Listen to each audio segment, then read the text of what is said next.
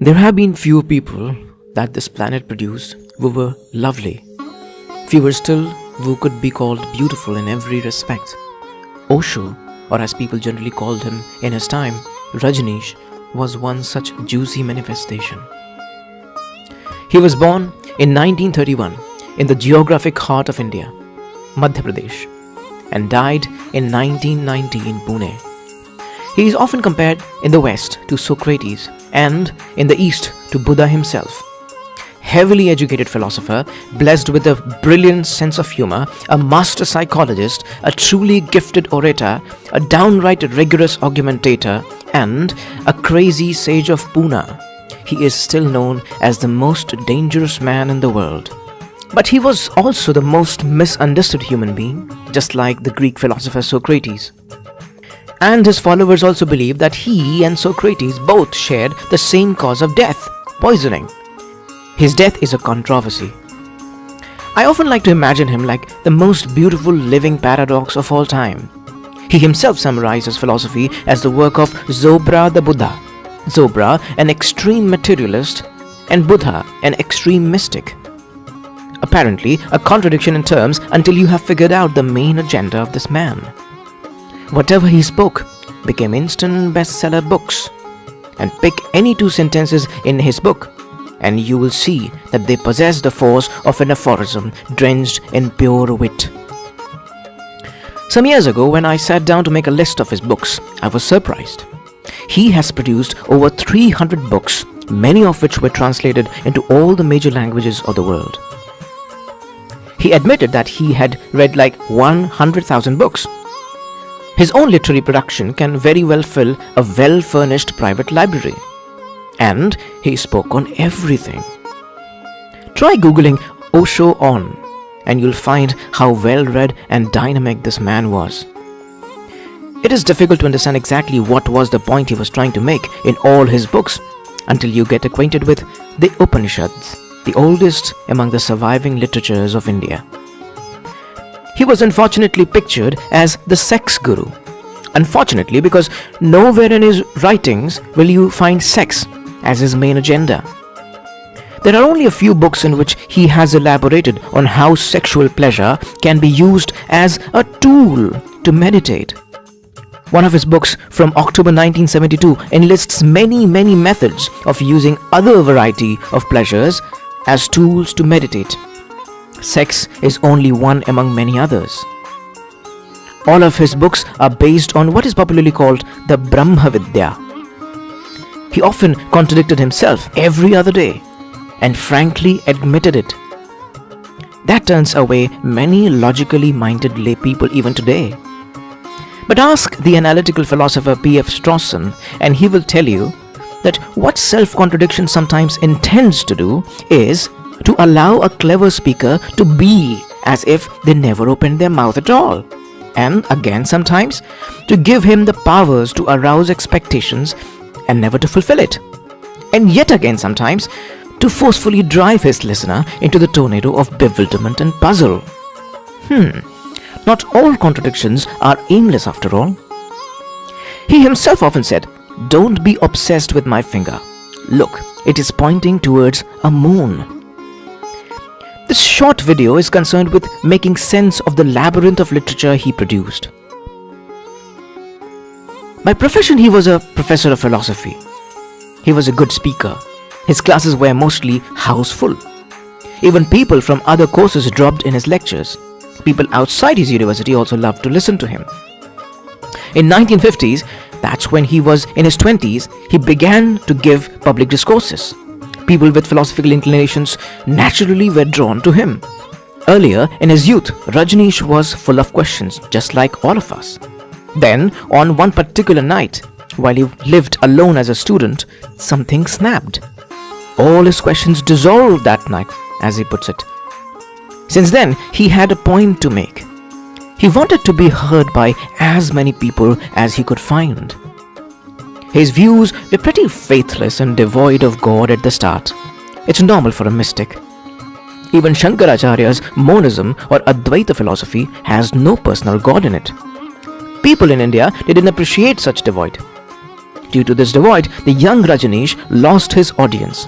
But he wanted an audience because he wanted to make a point. A compromise rescued him. He resolved to introduce God in his speeches, but chose his own definition. Simply put, his God is the God of the Upanishads, somewhat like the God of Spinoza, the whole of existence, or the non-existence, the combination of the two, and neither as well. Thereafter, he started speaking on religious subjects, something people like to hear. But more than anything else, people fell in love with his unique interpretation of everything. He was born in a Jain family. But later in his life, when Hindus heard him, they called him a true Hindu. When Sufis heard him, they called him a true Sufi. Sikhs called him a true Sikh when they heard his interpretation of Nanak. Christians called him a true believer in Christ when they read his book, The Mustard Seed. In short, they were cast under the spell of his pragmatic oratory and ironic criticisms. He implied, they inferred. A hypnotic one-way conversation moved on. He turned the right key and people unlocked seamlessly. A perfect sync. No doubt he was a successful lecturer at his university.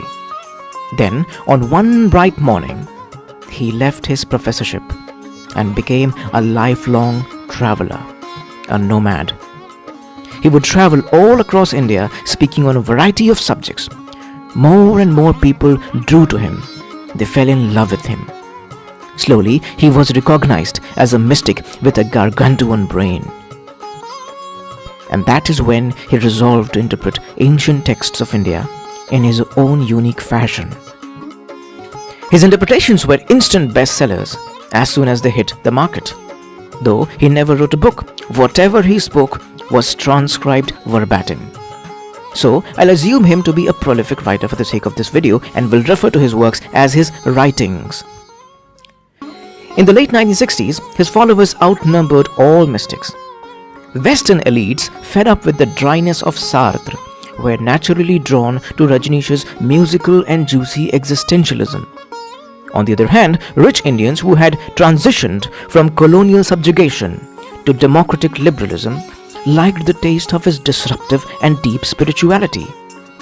They began recording his speeches and transcribing them to be published. His earliest available books date from around 1964. Most of his early writings contain mystic interpretations of society, religion, and life in general.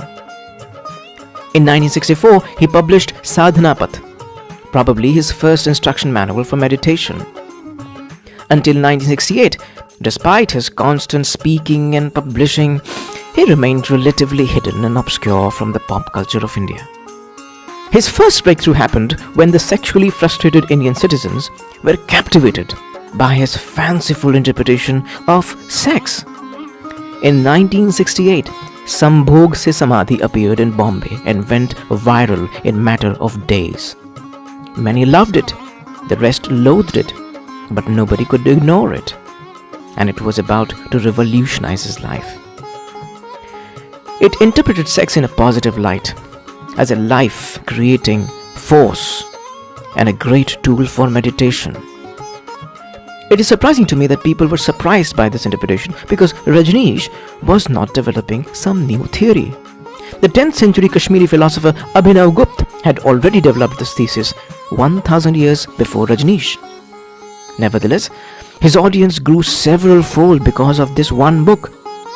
Then, in 1970, another breakthrough happened when he published Main Mrityu Sikhata Hoon, in which he elaborated on death and the process of dying from mystical angles.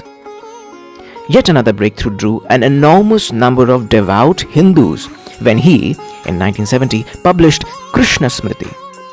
I strongly advise you to read his interpretation of the life and choices of Krishna if you are a devout. I assure you, you'll be mesmerized. मैंने कुछ नहीं किया। तुमने क्या नहीं किया? This was the point of an avalanche of crowd in the life of Osho. Then, for the first time, he took upon himself the task of commenting on the entire Bhagavad Gita. It took him more than 5 years to finish. What it resulted in was one of the most lucid, easy to understand interpretations of the 18 chapters of Gita. Gita Darshan was finally published in full 8 volumes in 1975, which is still available across India. Meanwhile, he had been commenting on all the major Upanishads whenever he travelled to Mount Abu in Rajasthan. His commentary always had a strong smell of Sartre and Camus and Freud. His existentialism did to the young psyche what deathbed would eventually do, but very late. He commented on Isha Upanishad, Nirvana Upanishad, Sarvasara Upanishad, Kaivalya Upanishad, Atma Puja Upanishad, Adhyatma Upanishad, Kena Upanishad, Katha Upanishad, and the 5 volumes of detailed commentary on Patanjali's Yoga Sutra. Several years later, in 1980, he would again publish commentaries on Isha Upanishad and Mandukya Upanishad. His most intricately and beautifully crafted work came out in 1973, called The Book of Secrets, which was the longest commentary on Kashmir's Vigyan Bhairav Tantra, a manual of meditation. I think he chose this title because the word secret translates to Gupta in Sanskrit, and it was, of course, the book of Abhinav Gupta's tradition, an exceptional philosopher of 10th century Kashmir. And it is for this man that we revere and value the philosophical heritage of Kashmir. Next year, he published another masterpiece, the Shiva Sutra, which also belonged to the same Kashmiri school of philosophy. These 2 books are a compendium of systematic meditation. The Vigyan Bhairav Tantra contained 112 meditation techniques. Rajneesh polished these techniques to suit the modern scientific age. Anyone interested in dhyan and meditation will find this book her indispensable companion. He commented on Blavatsky's The New Alchemy in 1973, followed by Mabel Collins' The Voice of Silence, published in the same year.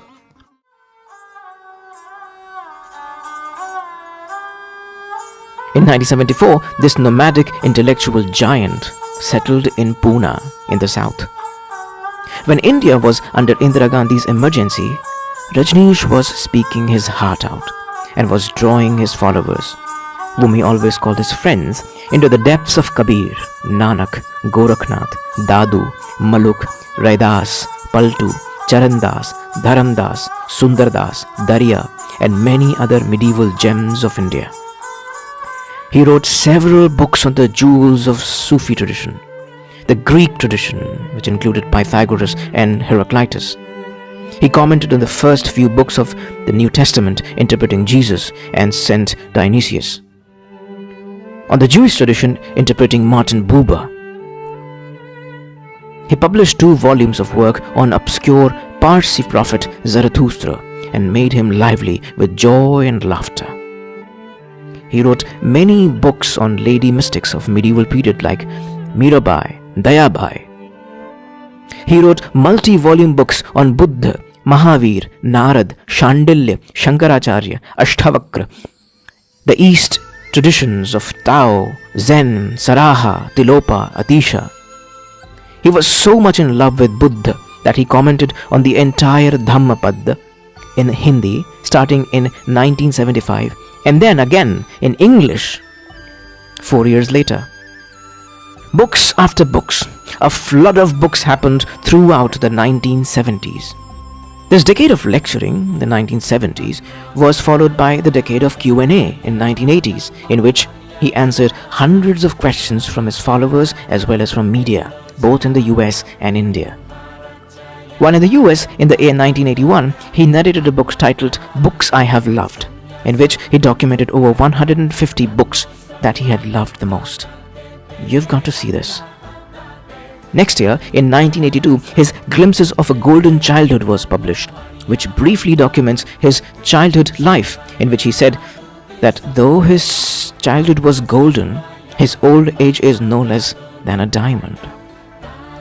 Later, during his short stay in Greece in the year 1986, he produced Socrates Poisoned Again, in which he compared the deplorable condition of the 20th century to the conditions of the year 399 BCE, when the West murdered its first documented philosopher, Socrates.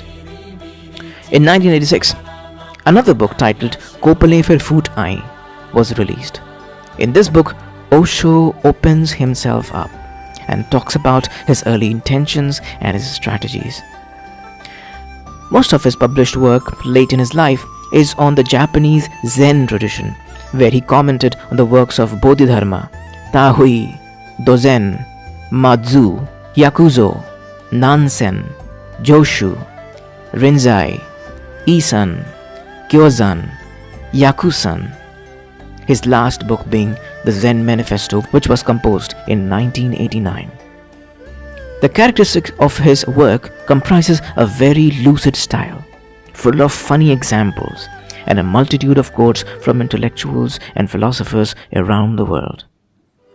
In his books and speeches, there are flavors of Sigmund Freud, Dostoevsky, Tagore, Khalil Gibran, Mikhail Naimi, Socrates, Gurdjieff, Jiddu Krishnamurti, Ramakrishna Paramhans, Mirza Ghalib, the Buddhist Nagarjun, Bertrand Russell, Tolstoy, St. Augustine, George Bernard Shaw, Alan Watts, and of course, the global sensation of the 50s and 60s, Jean-Paul Sartre. Vaguely speaking, his aim, it appears to me, was to create more and more copies of the Rancho of Rajkumar Hirani. On January 19, 1990, at the age of 59, Rajneesh was no more. Though he died too early for his age, the amount of literature he produced in the last 25 years of his life has become a fascinating treasure house for book lovers and mystics. India should be proud of the giants it has been producing since antiquity, but it ought to bow before this free man of blood and bone and marrow, who traced all of human history in his works and integrated all different mystical traditions into one poetic garland, motivated by nothing less than the Kantian goodwill, a selfless effort to make this world a better place.